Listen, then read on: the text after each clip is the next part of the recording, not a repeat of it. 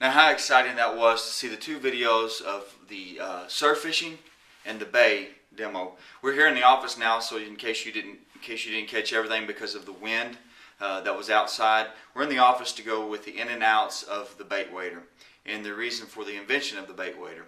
As we come over and we sit down before it, many times as I was out in the surf fishing, I'm a surf fisherman when I go to the surf. And one experience that I had was wear board shorts, and because of the distance from the bay or from the shore out to the first sandbar, I would always keep bait in my pocket, just like any surf fisherman does. And I was approached by a shark about 100 yards away, and I've got two kids, and I wanted to make a way that it would be safe for surf fishermen to be able to stay out in the surf, fish, and their bait be there so they didn't have to walk back in. The primary reason is to keep all fishermen safe.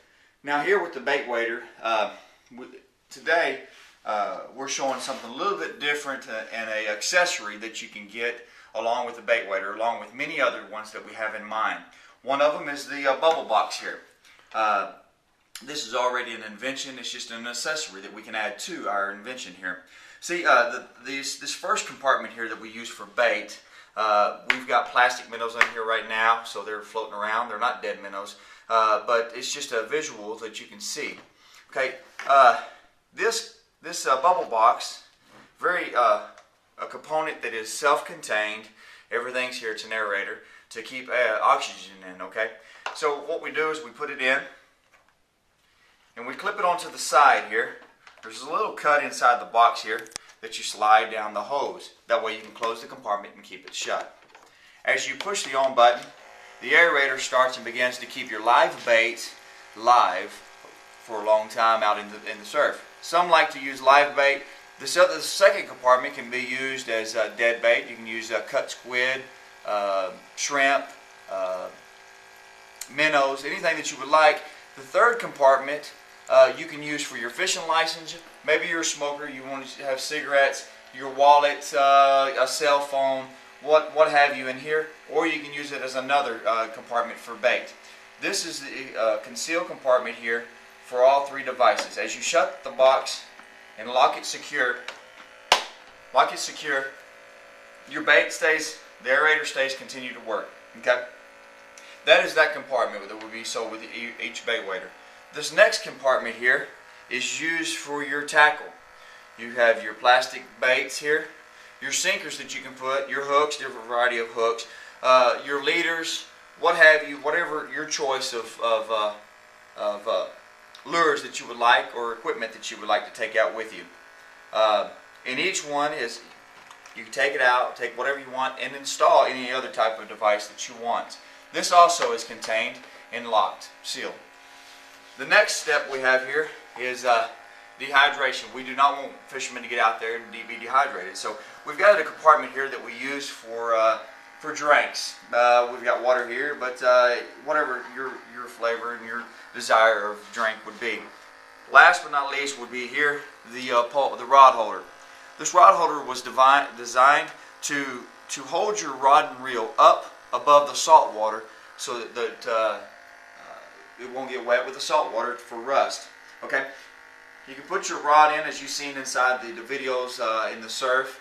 You can store your rod there, and your whole device you can keep out in the water the entire day long. And you can go fishing. You can go inside the shore with your wife and your kids to have lunch or whatever you want. This will continue to operate and stay secure into the water.